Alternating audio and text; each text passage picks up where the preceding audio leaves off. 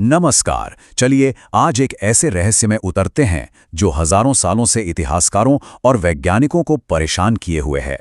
ये कहानी है एक युवा राजा की, एक फिरौन की, जिसका नाम है तुतंकामून। तो सवाल यही उठता है कि 3300 साल पुरानी इस पहेली को आखिर विज्ञान सुलझाएगा कैसे? ये पड़ताल एक असली साइंटिफिक जासूसी कहानी की तरह है, जिसमें हम एक एक सुराग को जोड़कर सच की तह तक पहुंचने की कोशिश करेंगे। तो चलिए सबसे पहले मिलते हैं इस पूरी कहानी के मेन कैरेक्टर से, जिसके चारों तरफ ये सारा रहस्य बुना हुआ है। तो ये किंग टट था कौन आखिर? असल में वो मिस्र का एक टीनेज फिरौन था, एक बहुत ही पावरफुल डायनेस्टी का आखिरी वारिस। और सोचिए, सिर्फ 18 या 19 साल की उम्र में उसकी मौत हो गई। उसे बेहिसाब खजाने के साथ दफनाया तो गया, लेकिन वक्त के साथ दुनिया उसे भूल ही गई, जब तक कि 1922 में उसकी कब्र दोबारा खोजी नहीं गई।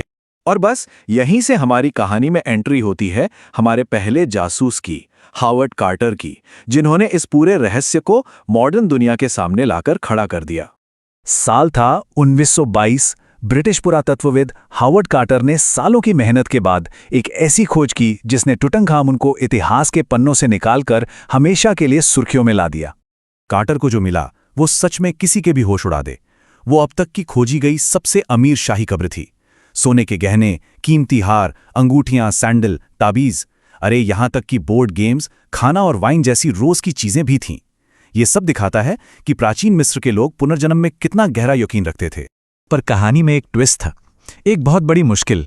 पूजा पाठ में इस्तेमाल किया गया लेप यानी रेजिन वक्त के साथ इतना सख्त हो गया था कि उसने मम्मी को सोने के ताबूत से बुरी तरह चिपका दिया था। उसे निकालना नामुमकिन सा लग रहा था। अब कार्टर के सामने एक बड़ा सवाल था, क्या करें? एक तरफ तो मम्मी को चोरों से बचाना था जो सोना निकालने के लिए उसे तोड़ फोड़ देते, वहीं दूसरी तरफ उसे निकालने के लिए छेनी का इस्तेमाल करना पड़ा, जिससे मम्मी का सिर और बड़े जोड़ अलग हो गए। ये एक ऐसा फैसला था जिस पर आज भी बहस होती है। कार्टर की इस खोज के कई दशक बीत गए और फिर टेक्नोलॉजी ने इस केस को एक बिल्कुल नया और चौंकाने वाला मोड़ दे दिया। देखिए, ये जांच कैसे आगे बढ़ी। 1922 में कब्र मिली, फिर 1968 में एक एक्सरे ने कहानी में एक नया सस्पेंस डाल दिया, और उसके बाद 2005 में एक सीटी स्कैन ने वो जानकारी दी जिसकी पहले कोई कल्पना भी नहीं कर सकता था। और 1968 के एक्सरे में जो दिखा वो हैरान करने वाला था। टुट की छाती की हड्डी और सामने की पसलियां गायब थीं। बस इसी एक चीज ने कत्ल या किसी बड़े हादसे के शक को और भी गहरा कर दिया। चलिए अब कहानी को थोड़ा और आगे बढ़ाते हैं और बात करते हैं मॉडर्न टेक्नोलॉजी की, जिसने इस जासूसी को एक बिल्कुल नया लेवल दे दिया। तारीख थी 5 जनवरी 2005, एक ऐतिहासिक दिन। पहली बार टूट की मम्मी को उसकी कब्र से बाहर निकाला गया, एक सीटी स्कैन के लिए। कहते हैं उस दिन का माहौल भी बड़ा अजीब था। तेज हवाएं चल रही थीं और आसमान में घने काले बादल थे। तो ये सीटी स्कैन होता क्या है? इसे ऐसे समझिए कि इसमें सैकड़ों एक्सरे लिए जाते हैं और फिर उन्हें जोड़कर शरीर की एक 3D वर्चुअल इमेज तैयार की जाती है। ये आज के दौर की फोरेंसिक जांच का एक बहुत पावरफुल टूल है। और पता है इससे कितनी डिटेल्ड जानकारी मिली? पूरी 1700, जी हां 1700 डिजिटल तस्वीरें तैयार की गईं, जिनसे ट्यूट के शरीर का एक पूरा का पूरा वर्चुअल मॉडल बन गया। इस स्कैन ने तो जैसे सब कुछ शीशे की तरह साफ कर दिया। वैज्ञानिकों को टट के शरीर की ऐसी बारीकियां देखने को मिली जो पहले कभी मुमकिन ही नहीं थी, और अब रहस्य की परतें एक एक करके खुलने लगी थीं। तो सबसे बड़ा सवाल, इतनी मॉडर्न टेक्नोलॉजी के बाद क्या सदियों पुराना सच सामने आया? चलिए पता लगाते हैं। देखिए, टुट की मौत को समझने के लिए उसकी फैमिली हिस्ट्री को जानना बहुत जरूरी है।